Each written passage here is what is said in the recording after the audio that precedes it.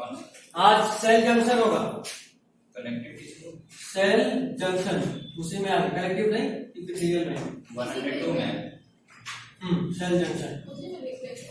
हाँ 102 में लिखा हुआ तो है, टाइट एडहेरिंग और गैप जंक्शन, तीन जंक्शन को लिख रहा होगा, दिख रहा है? टाइट जंक्शन दिख रहा है, उसके जस्ट नीचे एडहेरिंग जंक्शन और उसके जस्ट नीचे गैप जंक्शन। अंधेरी और गैप जंक्शन एडहेरिंग, एड ठीक है। कैसे मतलब? देखो होता यूं है कि इपिथेलियल टिश्यू में सारे सेल्स एक दूसरे के बहुत नजदीक होते हैं। This is the tissue epithelial वाला, तो सारे सेल्स एक दूसरे के बहुत नजदीक, क्लोज प्रॉक्सिमिटी में, बहुत क्लोज, ठीक है।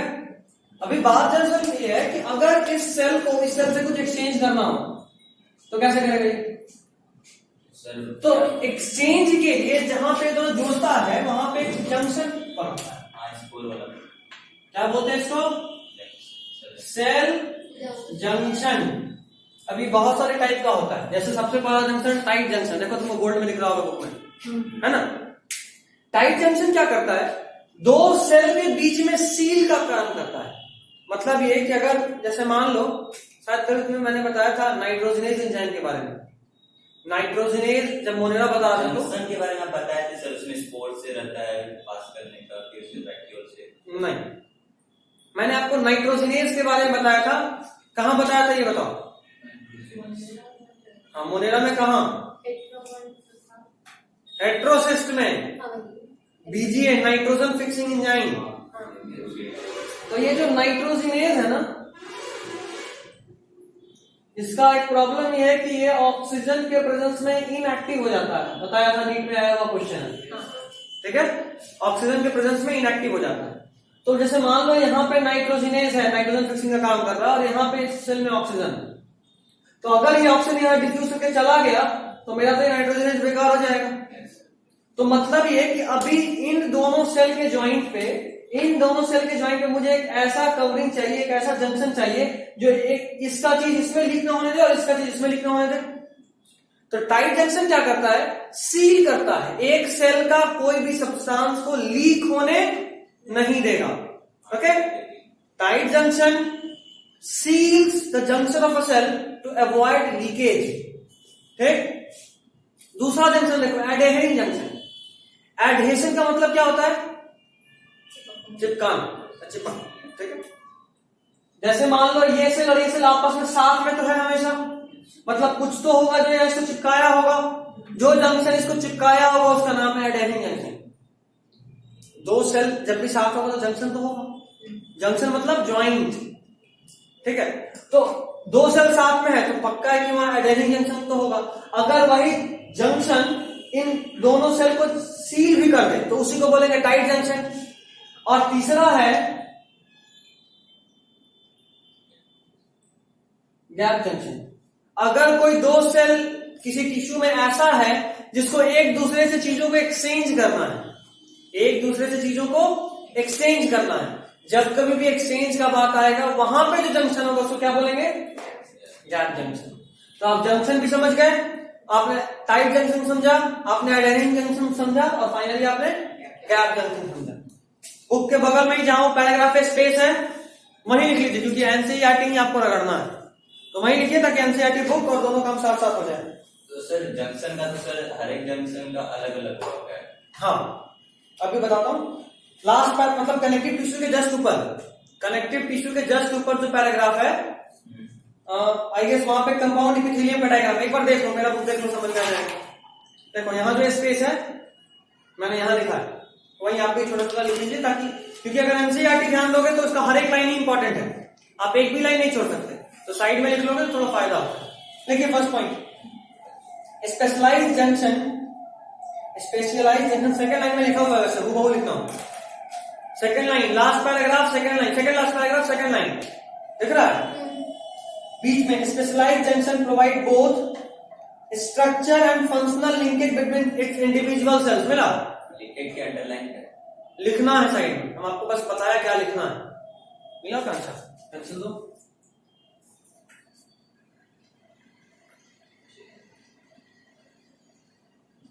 उसी को छोटा सा लिखो। तो मेडिकल लाइन का नहीं सोची हो? नहीं। सिर्फ वही? हाँ, ऐसा क्यों? मुझे कुछ करना है अपने कंट्री के लिए, तो मुझे इंडियन आर्मी ज्यादा अच्छा लगा, military medicine service. Indian army में जाने के लिए, हाँ। इंडियन आर्मी में जाने के लिए मेडिकल लाइन से भी एक रास्ता है, जो तुमको, अगर तुम्हारे फादर आर्मी में है, तुमको वहां पे रिजर्वेशन मिल जाएगा और उसमें जॉब सीधा कर्नल के पोस्ट पे मिलेगा। नीट निकालो टॉप रैंकिंग से, तो AFMC कॉलेज है, arm force medical college, Pune में। वहां मेरी एक फ्रेंड है, इसलिए मैं बता रहा हूँ। वहां से सीधा गए, गवर्नमेंट पूरा अपने खर्चे पे तुमको पढ़ाएगा, लिखाएगा, मस्ती कराएगा, घुमाएगा, फिराएगा, सब कुछ। उसके बाद फिर 4 साल के बाद 10 इयर्स का एक बॉन्ड होगा, मतलब जब तुम एडमिशन होगी तभी बॉन्ड साइन करना होता है। 4 साल आप पढ़ाई करने के बाद जब आप उस कॉलेज से निकलिएगा तो आपको आर्मी के लिए काम करना होगा, एटलीस्ट फॉर 10 इयर्स का बॉन्डिंग।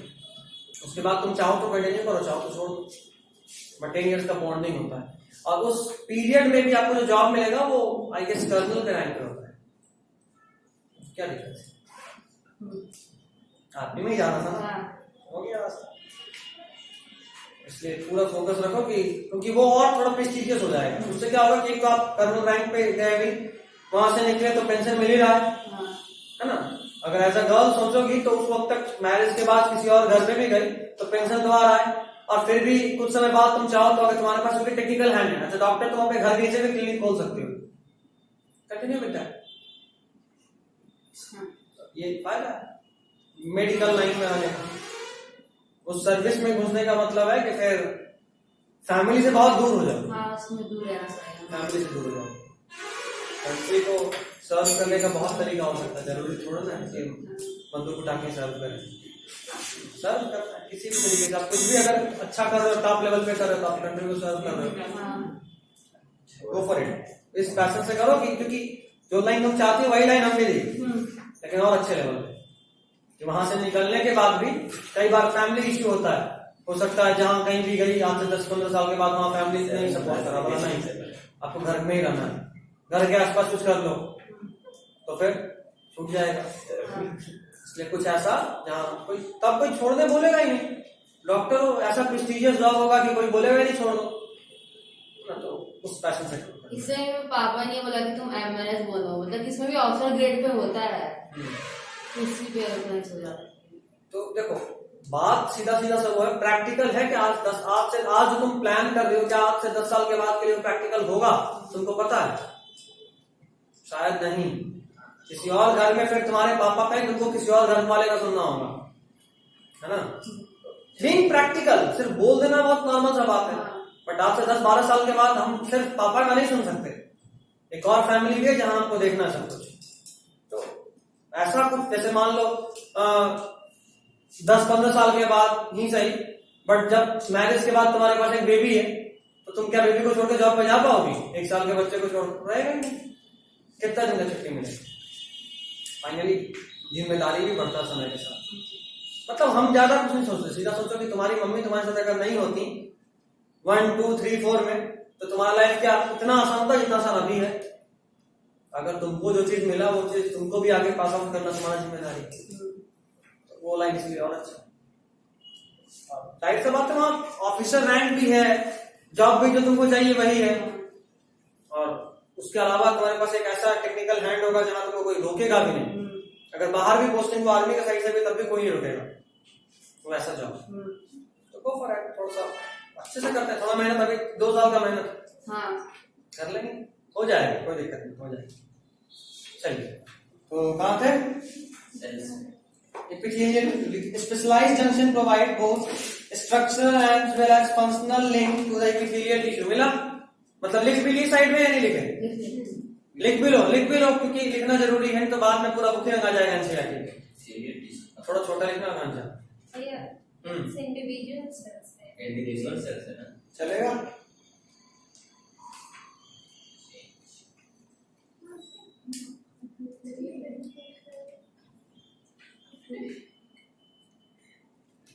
हो गया?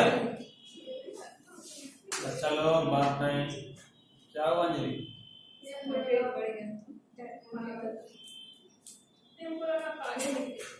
अच्छा, दोबारा लिख रही थी? अच्छा। हो गया? नेक्स्ट पॉइंट देखिए, टाइट जंक्शन। इसको मैं शॉर्ट कर दे रहा हूं, tight junction. Stop substances to leak across the tissue. Tight junction stop substances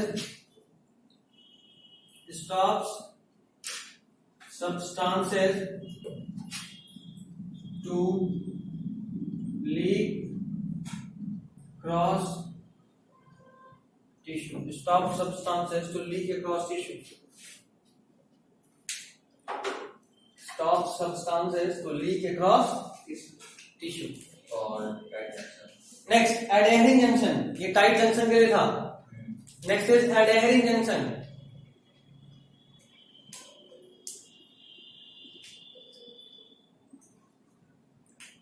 first point देखिए, cementing material.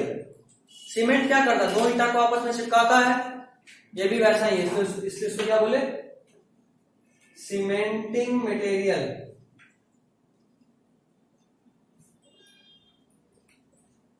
Cementing material. Next point, keeps neighbouring cell together. Keeps neighbouring cell together. Neighbouring cell. Neighboring keeps neighboring cells together. Keeps neighboring cells together. Keeps neighboring cells together. ठीक है? Last देखिए, gap junction. Means क्या sir? Neighbouring cells. Keep, हाँ, keep neighbor, अगल बगल वाले cell को सामने। Keeps neighboring cell together. Next is gap junction. Gap junction. देखिए, helps the cell to communicate with each other. Helps the cell to communicate with each other. Helps the cell to communicate with each other. Helps the cell to communicate with each other. समझ में आ गया? Communicate मतलब आपस में materials का exchange कर सके। Next is connective tissue. ठीक है? कनेक्टिव टिश्यू नहीं, सब अभी बुक में ही चलेगा, कॉपी में कुछ भी नहीं। इसी पेज पे आएगा, लेकिन अभी दो तीन चीज पर अंडरलाइन कराएंगे। पेन निकाल लीजिए, पेन निकालिए, कलरफुल पेन। कितने कलर का पेन रखे लीजिए? कितने कलर का पेन है तेरे पास? अरे बैगनी लाल। तुम्हारे पास है कौन सा? पेंसिल से हो जाएगा। पेंसिल से हाईलाइट नहीं होगा। एज अ बायोलॉजी स्टूडेंट आपके पास 4-5 कलर का पेन होना चाहिए। ब्लैक तो ब्लैक और दिखेगा, पीछे से ग्रीन या रेड ले लो। बोलते ग्रीन या रेड जो यूज करोगे उसको छोड़ दो, हो जाएगा, समझ में आ जाएगा। फिर भी एक रख लो। तो देखो पहला line, fourth word, most abundant दिख रहा है? Yes sir. Connective tissue is the most abundant tissue found in our body. इसको मार्क कीजिए, लास्ट टू लास्ट नीट में आया हुआ क्वेश्चन है। मार्क कर लो, साइड में लिखो मत, उसको वहीं पे मार्क कर लो। मोस्ट एबंडेंट को एक बॉक्स में बंद कर दो। कनेक्टिव टिश्यू और मोस्ट एबंडेंट। मोस्ट एबंडेंट दिखा कनेक्टिव टिश्यू वाले? मोस्ट एबंडेंट को बॉक्स में बंद करो। Connective tissues are most abundant and widely distributed in the complex animal. इसमें से जो मोस्ट एबंडेंट टर्म है, इसको ऐसे एक बॉक्स में कर दीजिए। ठीक है? अच्छा, इनको कनेक्टिव टिश्यू ही क्यों बोलते हैं? कनेक्ट करना, जैसे कनेक्ट, जैसे गैप जंक्शन वर्क करता है वैसे ये भी करता है।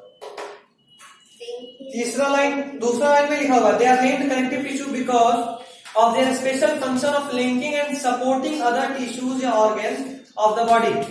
मिला? इसमें आपको जो याद रखना वो ये है कि special function of linking and supporting other tissues या ऑर्गन। जैसे मान लो आपका स्टमक हॉलो स्ट्रक्चर है। एक बात मुझे बताओ, क्या स्टमक हवा में लटकता रहता है? मतलब ये है कि मेरे बॉडी में स्टमक कहाँ होगा, या अपने अपने बॉडी में जरा गेस करो कहाँ होगा तुम्हारा स्टमक। लगता है यहाँ है स्टमक, है ना? ये स्टमक नहीं, यहाँ से इंटेस्टाइन होता है। स्टमक क्या होता है? इस जगह थोरेसिक कैविटी, यहाँ पे तुम्हारा रिब केज खत्म हुआ, रिब केज के जस्ट नीचे यहाँ पे ऐसा स्ट्रक्चर, ऐसा क्या रहते हैं सर? बहुत छोटा सा स्ट्रक्चर होता है, ज्यादा बड़ा हम लोग बस डायग्राम में देखते हैं, ऐसा खाते थे दबा के। ऐसा, ठीक है। अब बस इतना बताओ कि क्या ये स्टमक यहाँ यूं ही हवा में लटक रहा है पेट के अंदर, कोई ना कोई इसको साइड से सपोर्ट किए हुआ होगा, कौन सपोर्ट करेगा? कहना होगा सर कोई फेफड़ा होगा। क्या फेफड़ा नहीं है सर, प्याज क्या बोले कि नीचे से क्या हुआ? वैसे इसका बाल आज ही रखता काटना पड़ेगा, बाल से सिर बाल ही होता है। कैसे से कोई नहीं, यहाँ रखते हैं, पाप लगेगा मेरा करने का। बाल शरीर को अलग करके आएगा अगला का, सुन ले। कहाँ सर? इतना लंबा बाल नहीं चाहिए हमको, कहाँ जा रहा है? समझाएं कितना लंबा है, हाँ, इतना लंबा शरीर बाल नहीं होना चाहिए, ये तो बहुत लंबा हो गया सर। इतना लंबा मैं बाल कटवाना चालू कर दूं। सोचे सर स्कूल खत्म हुआ थोड़ा तो बड़ा बाल रखने का ख्वाहिश थी, इच्छा। चोटी बन रहा है,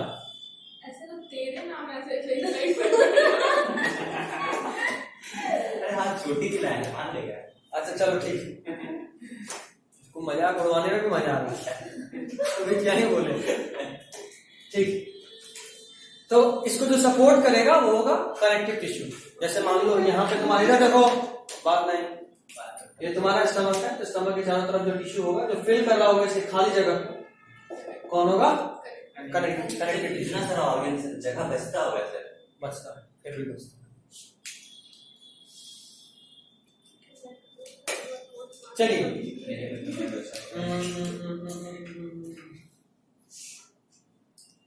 नेक्स्ट पेज 103। तो सर मार्क आप अंडरलाइन क्या बोले थे? इसको ऑनलाइन करना है। Their special function of linking and supporting other tissue, special function of linking and supporting other tissue, special function of linking and supporting other tissue, ठीक है। Next page 103 first paragraph. इनमें क्या क्या होता है? कई बार में बहुत सॉफ्ट टिश्यू भी होता है, कई बार बहुत हार्ड टिश्यू भी होता है। सॉफ्ट टिश्यू का बात करूं तो एरियोला टिश्यू जो फैट डिपोजिट होता है, देखते हो जो मोटे लोग होते हैं थोड़ा हेल्दी होते हैं उनका स्किन अगर आप टच करके देखोगे तो बहुत ही गुलगुला टाइप का होता है, स्पॉन्जी। ऐसा इसलिए क्योंकि वहां फैट का डिपोजिशन है। एडिपोज टिश्यू होता है, वहां कौन सा टिश्यू होता है? Adipose tissue. तो एडिपोज टिश्यू सॉफ्ट होता है, तो सॉफ्ट भी हो रहा है। कनेक्टिव टिश्यू हार्ड भी होता है, जैसे कार्टिलेज। कार्टिलेज बहुत तरह का होता है, एक कार्टिलेज होता है हाइनिंग cartilage, hardest cartilage, elastic cartilage आपके कान में होता है, ये जो है ना ये भी कार्टिलेज है। कौन सा कार्टिलेज? Elastic cartilage. हाइनिंग कार्टिलेज को देखना तो यहां भी देख सकते हो, ये जो है एक कार्टिलेज है, हार्ड होता है, ये हार्ड है। ये देखो और ये देखो, दोनों में डिफरेंस समझ में आ रहा है? दोनों में छेद हो जाता है। यहाँ नहीं है काटते, ये टिप, बस एक टिप, ये करता है ना फिर भी सर, लेकिन यहाँ अबे यहाँ कौन छेद करता है? कांटी थोड़ा सा ठोकना है।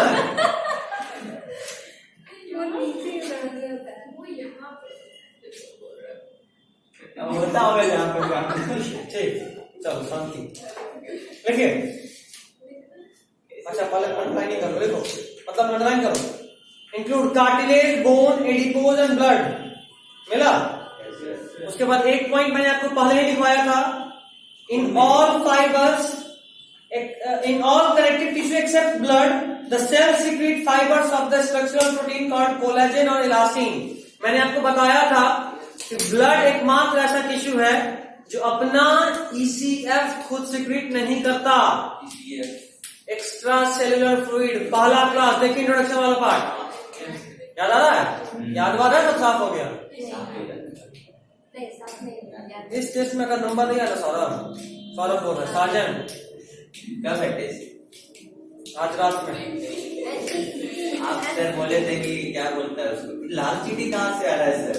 उससे हमको नहीं पता, अगर इस टेस्ट में नंबर नहीं आया। अरे आप बोले थे सर लाल चींटी के बोड़ा में रखेंगे तेरे को, चीटी चींटी का भी पार्टी हो जाएगा। भूख लगा हुआ है सर, खा भी जाएंगे सर। ठीक, चीटिए खाना बस नंबर नहीं आया फिर देख तेरे को कौन कौन खाता है।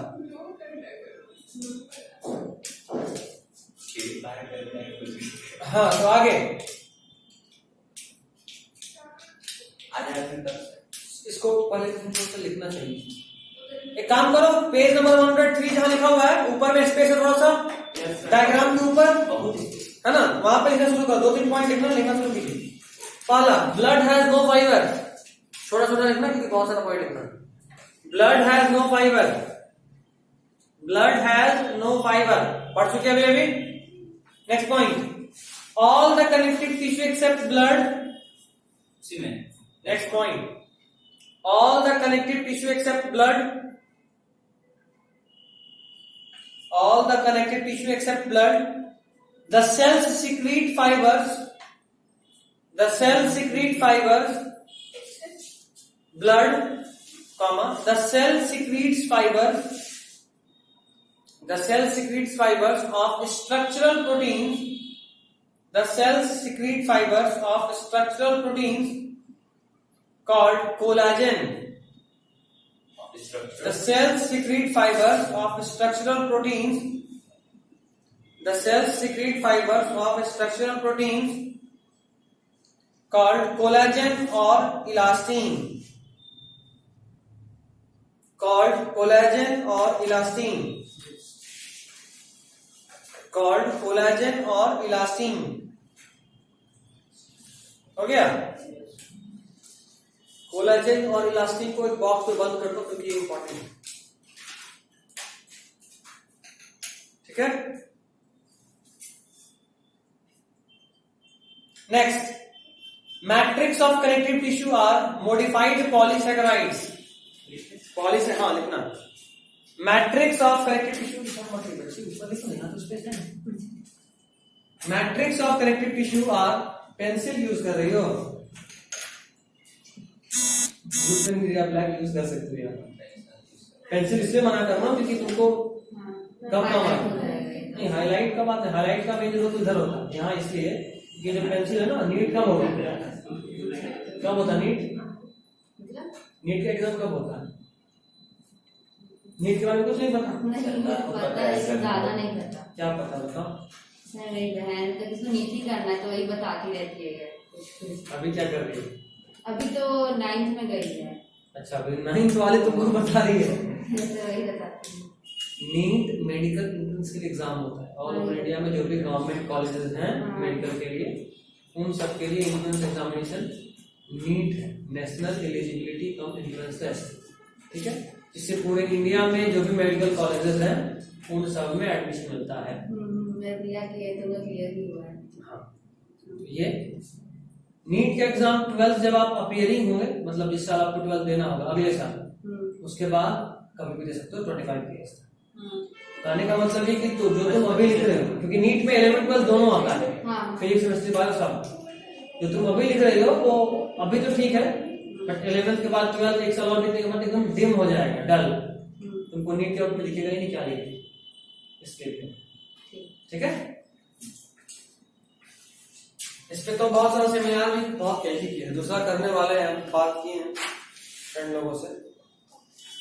कितना बजे होगा क्या हम क्या बोले सर, हमको लगा सर मुर्दा दबा दिए हैं। आज नहीं होगा, लेकिन हाँ कल परसों में ले लेंगे। कल परसों आज हम क्वेश्चन सेट करने के बाद हम तुमको फाइनल टाइम देंगे। अभी हाँ सब हवाबाजी है, जब तक क्वेश्चन सेट नहीं हुआ, हम अपलोड नहीं किए तब तक हाँ, तो क्या बोल रहे थे? मैट्रिक्स ऑफ कनेक्टिव, मैट्रिक्स किसको बोलते हैं?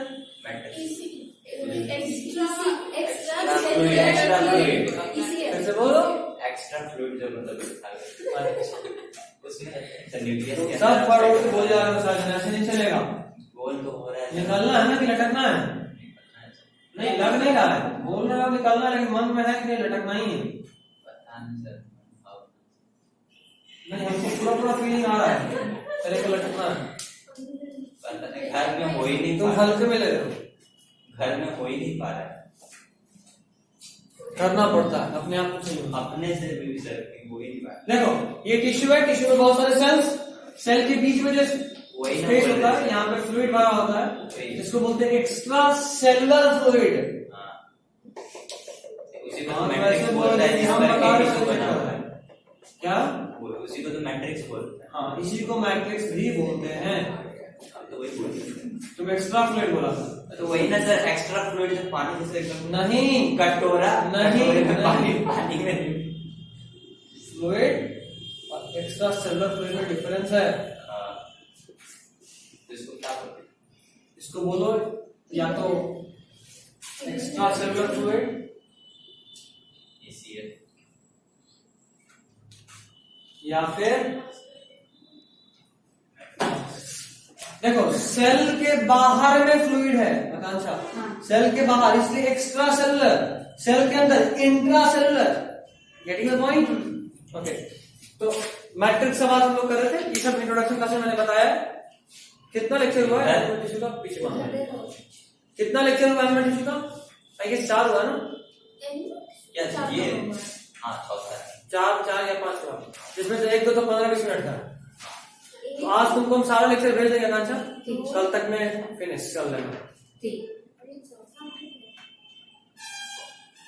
इंट्रोडक्शन एक दिन, दूसरा दिन हाँ, तीसरा दिन ये चौथा आज है। चौथा चाहिए तो पता नहीं, पहला दिन शायद इंट्रोडक्शन 2 दिन गया होता है, पता नहीं, देख लेंगे, तो याद नहीं है। हाँ, तो matrix of connective tissue are modified polysaccharides. Matrix of connective tissue are modified polysaccharide. Matrix of connective tissue are modified polysaccharide. Polysaccharide मतलब विभूति बताएगी। मतलब शुगर, सैकेराइड मतलब शुगर। शुगर। बहुत सारा सैकेराइड मिला तो पॉलीसैकेराइड। बायोमॉलिक्यूल्स पढ़ने में कुछ फायदा हो रहा है? सही तो बोले। हाँ, बोले गलत।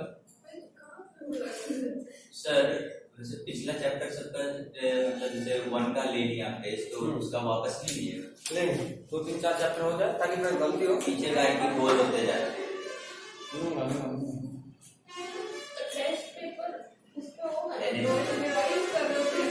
अपने से नहीं,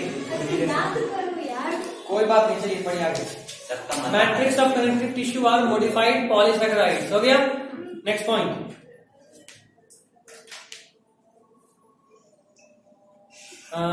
these fibers provide strength, elasticity and flexibility।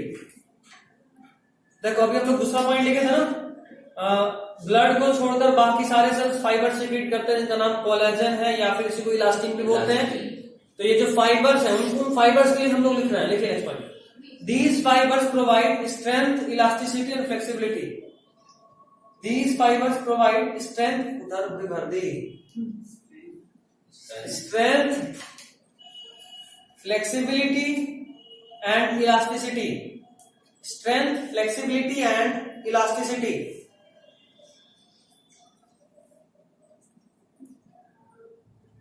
strength, flexibility and elasticity। हो गया?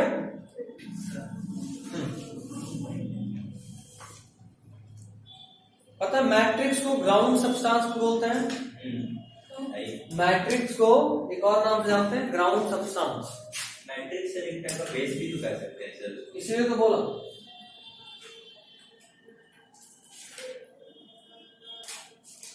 आप बोल रहे हैं सर सेल से सर मतलब कि मैट्रिक्स निकला, तो सर तो सेल जो बना सर वो बिना बेस का बना, तब जाकर इतना सर उसका एपिथेलियल टिश्यू का एक बेस था, नाम बताए थे बेसमेंट मेम्ब्रेन। याद आ रहा है? बेसमेंट मेम्ब्रेन से सेल निकला था, तो सेल बिना बेस का कैसा रहा? लेकिन सेल जिस मीडियम में है वो मीडियम को रिलीज ये लोग खुद ही करता है, एक्सेप्ट ब्लड। ब्लड के ईसीएफ का नाम क्या है?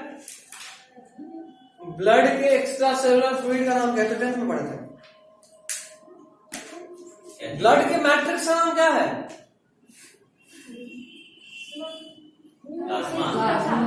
प्लाज्मा। नाम सुना है पर पता नहीं क्या काम करे। तुम सच में गजनी बन रहे हो। कितना दिन हुआ 10th पास किए हुए? तो पास भी बात मेरा पास क्यों भूल रहा है? पास कर देगा तब क्या होगा? वही तो नहीं सुना, अभी एग्जाम बोलते कि चलो एग्जाम लेने बच्चा ना हो पाएगा। हम बोलते हैं सीबीएसई का एग्जाम लेने लीजिए, बच्चा लोग सब दिन भूल रहा है। तो जल्दी नहीं भूलते। खैर चलिए लास्ट लाइन देखिए। Connective tissue are classified into 3 types, loose, dense और स्पेशलाइज्ड। देखा, लूज, डेंस एंड स्पेशलाइज्ड। ये कनेक्टिव टिश्यू का डिवीजन है, ना कि टिश्यू का। टिश्यू को 4 पार्ट में हमने बांटा है, एपिथेलियल, कनेक्टिव और बोलो मस्कुलर, और चौथा न्यूरल या नर्वस टिश्यू। उसमें से एपिथेलियल टिश्यू का कितना टाइप पढ़े हम लोग? सिंपल, कंपाउंड, फिर सिंपल में फिर से टाइप क्या? Squamous, ciliated, cuboidal, cubical, pseudo stratified, transitional. याद आया?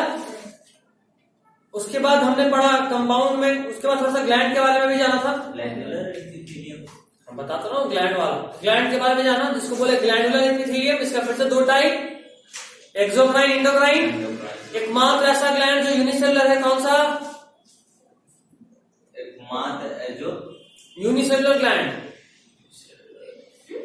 पता है सर,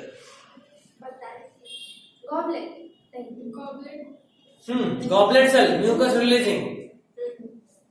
ठीक है, उसके बाद फिर हमने जंक्शन के बाद फिर हमने कंपाउंड एपिथेलियम के बारे में जाना।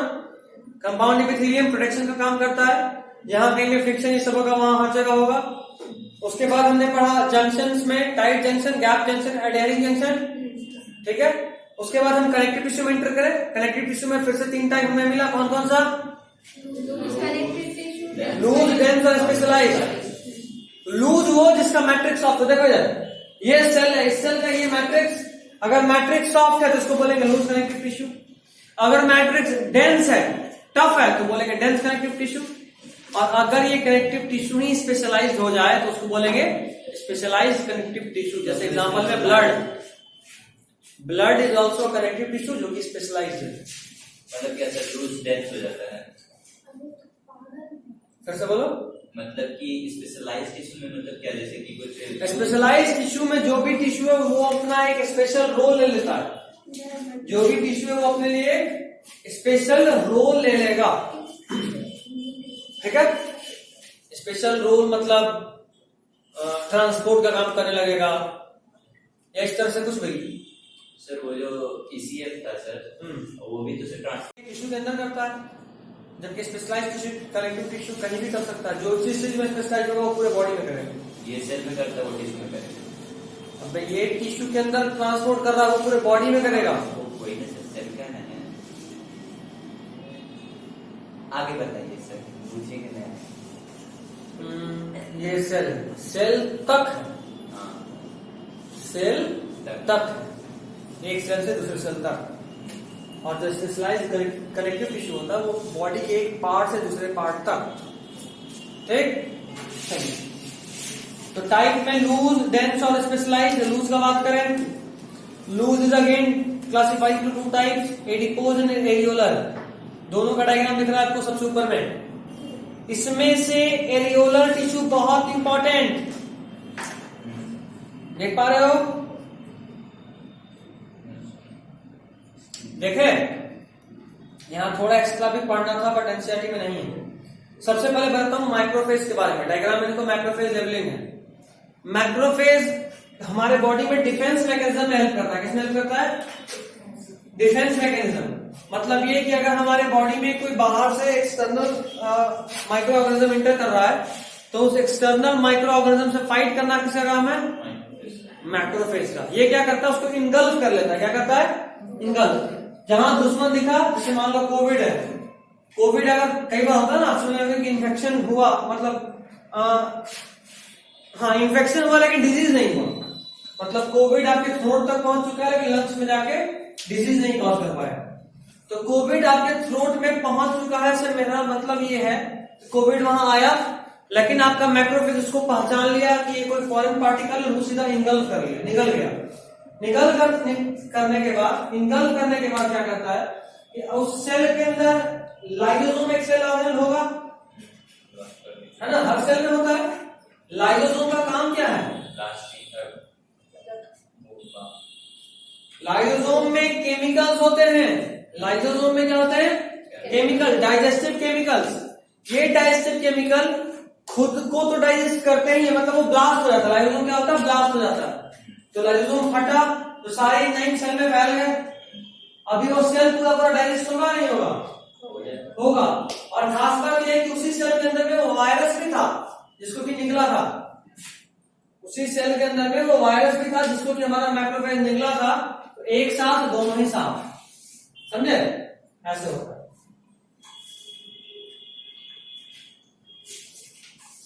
मैक्रोफेज के बगल में लिख लो इन डिफेंस मैकेनिज्म। ये भी सर एक फैक्टर WBC हो गया। WBC, हाँ, स्पेशल एग्जैक्टली नहीं बोले ना, उस टाइप का। तो ये तो सिर्फ सर स्किन के पीछे रहता है ना। सुनो पहले उसके बाद मैक्रोफेज नहीं हो सकता। ठीक है, डिफेंस मैकेनिज्म या in defence mechanism. Defence mechanism हमारे बॉडी के डिफेंस मैकेनिज्म लेवलिंग, और ये लेवलिंग पहचानने में आना चाहिए, अक्सर एग्जाम में आता है। ठीक है, नेक्स्ट इज डिफेंस मैकेनिज्म हुआ। उसके बाद नीचे में मास्ट सेल दिख रहा होगा एक वॉयलेट कलर में, देखा? मास्ट सेल लिखिए इसके बारे में। ये एक्चुअली में मास्ट सेल जो होता है ना, ये एक और अलग टाइप का सेल है। इसमें क्या होता है कि आपका जो सेल है, जैसे मान लो कई बार कोई इन्फेक्शन हुआ, तो जैसे ही इन्फेक्शन होता है आप सुने होंगे उस इन्फेक्शन की जगह पे इन्फेक्शन की जगह पे क्या होता है? इन्फ्लामेशन होता है। नोटिस करे, जैसे मान लो चींटी काटी, फटाफट इन्फ्लामेशन होगा। तो ये इन्फ्लामेशन कराता है। क्या कराता है? ये इन्फ्लामेशन, मतलब फुला देता है। हाँ, मास्ट सेल का यही काम है, इन्फ्लामेशन करना। मास्ट सेल 2-3 हार्मोन नहीं, एंजाइम रिलीज करेगा। हार्मोन ही बोले और अच्छा लगेगा। स्पेस बनाने के लिए क्या?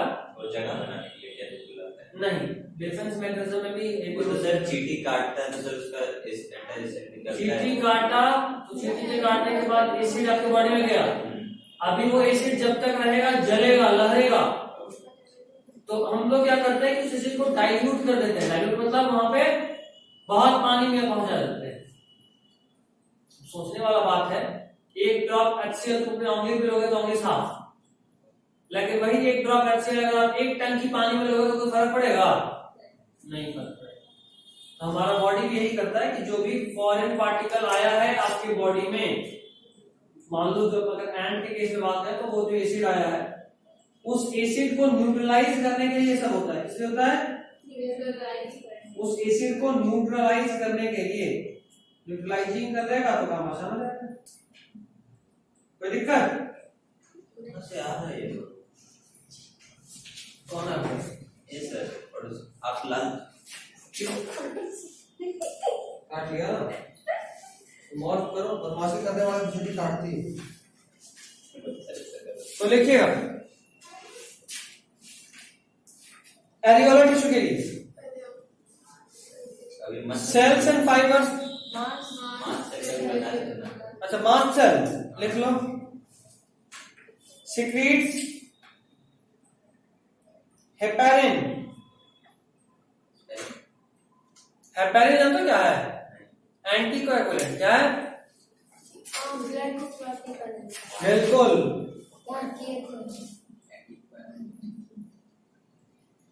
एंटीकोएगुलेंट। ये ब्लड को क्लॉट होने नहीं देता। अभी आप खुद सोचो कि ब्लड बैंक में जो ब्लड जमा होता है वो कितने दिन से होता है? ऐसा थोड़ा ना कि आज मुझे ब्लड चाहिए तो आज ही कोई ब्लड डोनेट करा होगा, वही है नहीं। अगर अच्छा अपने बॉडी में सोचो तो क्या होता है? कटा में कट लगा, कितनी देर तक ब्लड फ्लो करता है वहां से?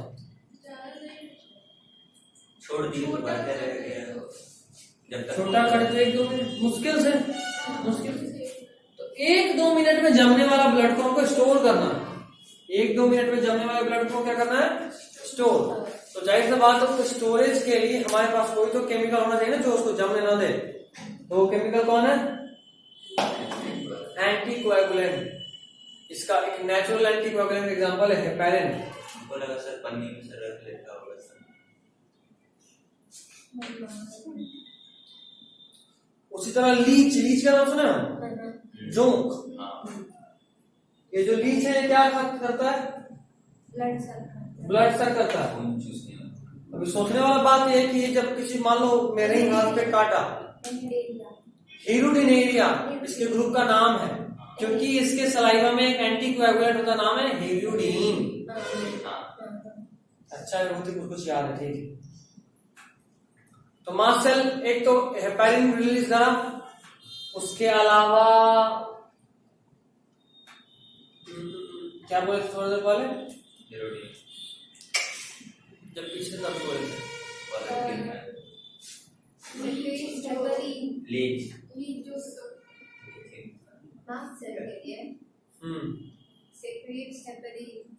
अरे उसकी भी क्वालिटी से बताया था। क्या बोले थे सर? ये खून जमने नहीं देता, नहीं तो हो गया, एक और कुछ बताया था। फुल हो गया।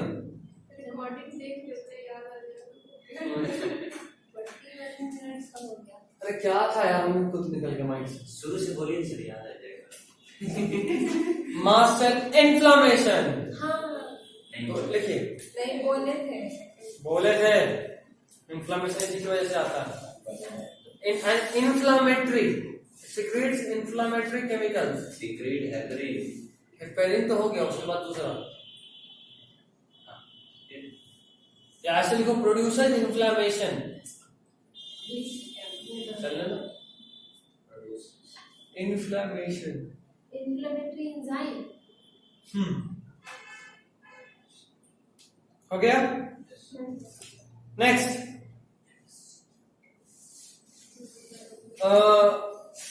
जरा सा लूज कनेक्टिव टिश्यू के लिए लिखिए, फिगर 7.4 लिखा हुआ दिख रहा होगा, उसके बगल में लिखा होगा लूज कनेक्टिव टिश्यू। वहां पे 2 पॉइंट लिखना है। पहला पॉइंट लिखिए, cells and fibres are loosely arranged, इस स्पेस के बीच में cells and fibres are loosely arranged, cells and fibres are loosely arranged. आज लग रहा है पढ़ने को कितना गंदा हो गया, दया आ रहा है।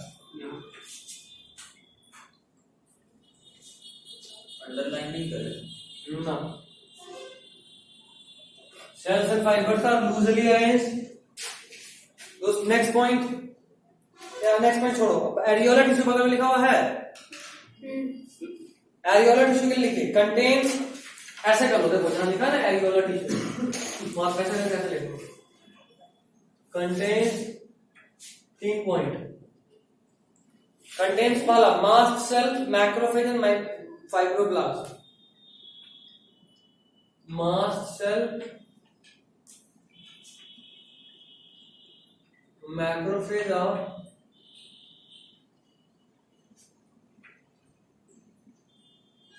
फाइब्रोब्लास्ट,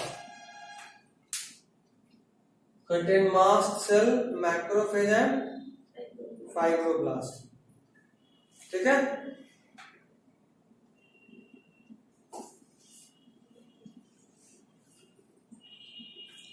नेक्स्ट पॉइंट लिखिए एरियोलर टिश्यू के लिए, present beneath the skin,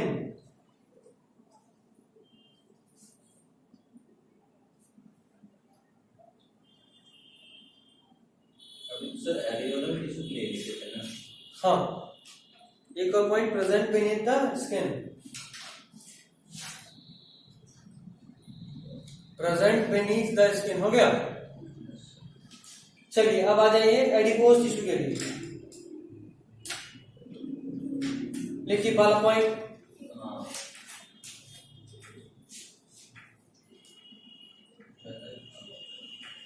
first point लिखिएगा, located mainly beneath the skin,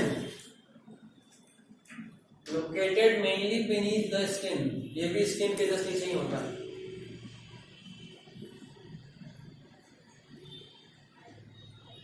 located mainly beneath the skin. Next point, specialised to store fat, specialized to store fat.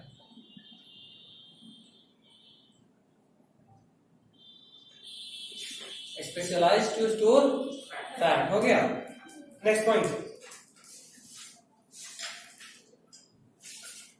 थोड़ा important है, देखिएगा. The excess of nutrients, the excess, EXCESS, the excess of nutrients which are not used, the excess of nutrients which are not used immediately, the excess of nutrients which are not used immediately are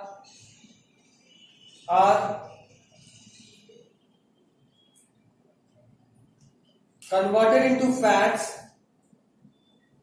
and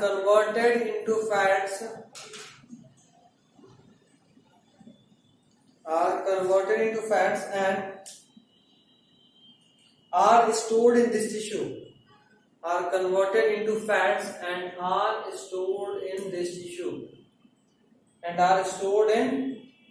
tissue, हो गया. चलिए आज के लिए सिर्फ इतना ही. अगले class में हम लोग डेंस कनेक्टिव टिश्यू पढ़ेंगे. कनेक्टिव टिश्यू खत्म ही कर लेंगे. उसके बाद फिर नेक्स्ट क्लास में मसल सेल और फिर न्यूरल सेल. ऑलमोस्ट 2 क्लास का उम्मीद करते हैं कि खत्म हो जाएगा 2 क्लास में. ठीक है. बहुत